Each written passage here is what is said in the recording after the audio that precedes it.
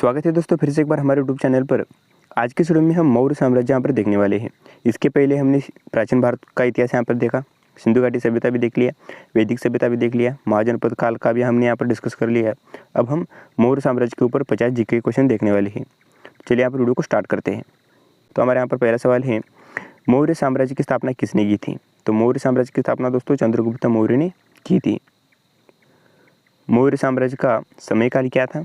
तो मौर्य साम्राज्य का समयकाल दोस्तों 321 ईसा पूर्व से लेकर 185 ईसा पूर्व तक यहाँ पर मौर्य साम्राज्य का समयकाल था। मौर्य साम्राज्य का पहला सम्राट कौन था? तो मौर्य साम्राज्य का पहला सम्राट चंद्रगुप्त मौर्य था। ध्यान में रखिए, बहुत ही इंपॉर्टेंट क्वेश्चन है। तो मौर्य साम्राज्य के सबसे महान सम्राट कौन थे? तो भी यहाँ पर सम्राट अशोक ही सबसे महान सम्राट था। मौर्य साम्राज्य का सबसे प्रमुख साम्राज्य विस्तार किस सम्राट के समय हुआ था? सम्राट अशोक। इसका भी सम्राट अशोक ही है। बहुत ही प्रभावी राजा था दोस्तों। मौर्य साम्राज्य की राजधानी कहाँ थी? अक्सर यहाँ पर एग्जाम में पूछा जाता है, तो इसका राइट आंसर है पाटलिपुत्र। मौर्य साम्राज्य के संस्थापक चंद्रगुप्त मौर्य ने किस गुरु से शिक्षा प्राप्त की थी? चाणक्य से दोस्तों शिक्षा प्राप्त की थी। 8वां सवाल है, तो मौर्य साम्राज्य में किसके द्वारा अशोक के शिलालेख लिखवाए गए थे? तो सम्राट अशोक के द्वारा यहाँ पर शिलालेख लिखवाए गए थे। मौर्य साम्राज्य के दौरान धम्म शब्द का अर्थ क्या था? तो मौर्य साम्राज्य के दौरान दोस्तों धम्म शब्द का अर्थ था धर्म और नीति। ध्यान में रखिए, धर्म और नीति।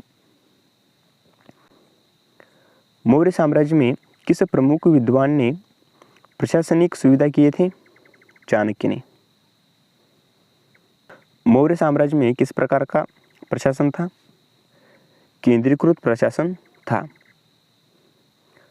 मौर्य साम्राज्य में अश्वमेध यज्ञ किस सम्राट ने कराया था?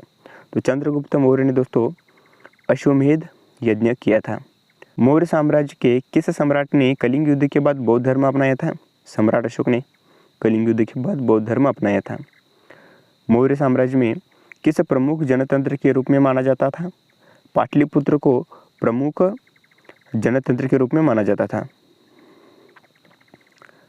मौर्य साम्राज्य में सम्राट अशोक का सबसे प्रसिद्ध शिलालेख किस स्थान पर पाया गया था? तो कंधार में यहाँ पर पाया गया था। मौर्य साम्राज्य के किस सम्राट ने साम्राज्य का विस्तार उत्तर से पश्चिम भारत तक किया था? सम्राट अशोक ने। मौर्य साम्राज्य में सबसे प्रभावशाली नेता दोस्तों सम्राट अशोक था। इसके ऊपर बहुत सारे क्वेश्चन पूछे जाते हैं। मौर्य साम्राज्य में किस सम्राट के दौरान प्रशासनिक विभागों का गठन हुआ था? तो चंद्रगुप्त मौर्य। इसका भी राइट आंसर है। मौर्य साम्राज्य के दौरान सबसे प्रसिद्ध विद्वान कौन थे? चाणक्य सबसे प्रसिद्ध विद्वान थे। मौर्य साम्राज्य में अर्थशास्त्र के लेखक कौन थे? चाणक्य थे।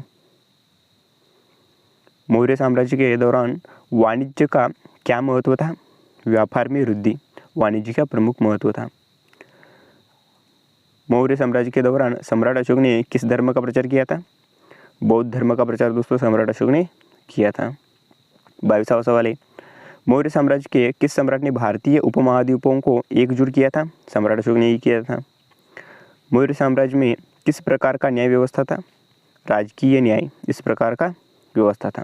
मौर्य साम्राज्य में राजधर्म का क्या अर्थ था? राज्य का धर्म और कर्तव्य। मौर्य साम्राज्य में सम्राट अशोक ने किस प्रमुख राज्य अधिकारी नियुक्त किया था? गुप्त और अन्य स्थानीय शासक। मौर्य साम्राज्य के किस सम्राट के समय सबसे बड़ी युद्ध शक्ति थी? सम्राट अशोक। मौर्य साम्राज्य में किस नीति का पालन किया गया? अहिंसा और धर्म का पालन वहाँ पर किया गया था। मौर्य साम्राज्य के किस सम्राट ने भारतीय कला और संस्कृति को प्रोत्साहन किया? सम्राट अशोक ने। मौर्य साम्राज्य के किस सम्राट ने बौद्ध धर्म का प्रचार करने के लिए धम्म यात्रा शुरू की थी? तो सम्राट अशोक ने। सम्राट अशोक के बारे में दोस्तों ये सारे सवाल यहाँ पर हमेशा पूछे जाते हैं, ध्यान में रखिए। मौर्य साम्राज्य के किस शासक ने समाज में अहिंसा का प्रचार किया था? वो भी सम्राट अशोक ने ही किया था। मौर्य साम्राज्य में किस प्रकार का कर प्रणाली था? केंद्रीकृत कर प्रणाली दोस्तों वहाँ पर था।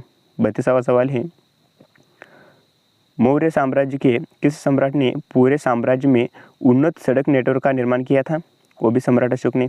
तो दोस्तों सम्राट अशोक के बारे में आप देख सकते हो इतने सारे सवाल यहाँ पर एग्जाम में पूछे जाते हैं, तो यहाँ पर आपको ध्यान में रखना है। मौर्य साम्राज्य के दौरान सबसे महत्वपूर्ण राजधानी क्या थी, तो पाटलिपुत्र, ये भी अक्सर पूछा जाता है। तो मौर्य साम्राज्य के किस सम्राट ने ईरान और अफगानिस्तान तक साम्राज्य फैलाया था, सम्राट अशोक ने ही फैलाया था। 35वां सवाल है, मौर्य साम्राज्य में महिलाओं की स्थिति कैसी थी, समान अधिकार था दोस्तों, उस समय महिलाओं को और पुरुषों को समान अधिकार था। तो मौर्य साम्राज्य के किस सम्राट ने विदेशी व्यापार में वृद्धि की थी, वो भी सम्राट अशोक ने की थी। तो मौर्य साम्राज्य में धम्म के सिद्धांतों पर आधारित क्या था, मौर्य साम्राज्य में धम्म के सिद्धांतों पर आधारित क्या था, मानवता और शांति। तो मौर्य साम्राज्य में किस सम्राट ने अपने शिलालेखों के द्वारा धर्म का प्रचार किया था, वो भी सम्राट अशोक ने किया था। तो मौर्य साम्राज्य में किस प्रकार की सेना थी, स्थायी सेना थी दोस्तों। मौर्य साम्राज्य में किस सम्राट ने संपूर्ण भारत को एकजुट किया था, सम्राट अशोक ने किया था। मौर्य साम्राज्य के किस सम्राट ने शिलालेखों में अपने शासन की नीति का वर्णन किया था, सम्राट अशोक ने किया था। मौर्य साम्राज्य में किस सम्राट ने एक सशक्त केंद्रीय प्रशासन का निर्माण किया था, चंद्रगुप्त मौर्य। मौर्य साम्राज्य में सम्राट अशोक ने किस प्रकार की न्याय व्यवस्था स्थापित की थी, स्थानीय न्यायपालिकाएं और शाही दरबार। तो मौर्य साम्राज्य में किस सम्राट ने आर्थिक नीति को मौर्य शासन में शामिल किया था, चंद्रगुप्त मौर्य। मौर्य साम्राज्य में किस प्रमुख शासक के शासन में बौद्ध धर्म को राज्य धर्म के रूप में अपनाया गया था, सम्राट अशोक। मौर्य साम्राज्य के किस सम्राट ने सांस्कृतिक और शैक्षिक प्रगति को प्रोत्साहन किया था, सम्राट अशोक ने। साम्राज्य के समय किस प्रकार की मुद्रा का उपयोग होता था, ताम्र और चांदी के सिक्के का यहाँ पर उपयोग होता था। तो मौर्य साम्राज्य में किस सम्राट ने अफगानिस्तान तक विस्तार किया था, सम्राट अशोक ने किया था। मौर्य साम्राज्य में सम्राट अशोक ने कितने शिलालेखों की रचना की थी, 14 शिलालेखों की रचना की थी। तो दोस्तों ये 50 सवाल मौर्य साम्राज्य पर आधारित थे। दोस्तों भारतीय इतिहास के सबसे पहले हमने प्राचीन भारत के बारे में जाना, सिंधु घाटी सभ्यता जाना, वैदिक सभ्यता जाना, महाजनपद काल भी हमने जान लिया और साम्राज्य के बारे में 50 इंपॉर्टेंट क्वेश्चन हमने डिस्कस कर लिया। अगला वीडियो हमारा आएगा गुप्त साम्राज्य के ऊपर, उसके बाद मध्यकालीन भारत और उसके बाद आधुनिक भारत।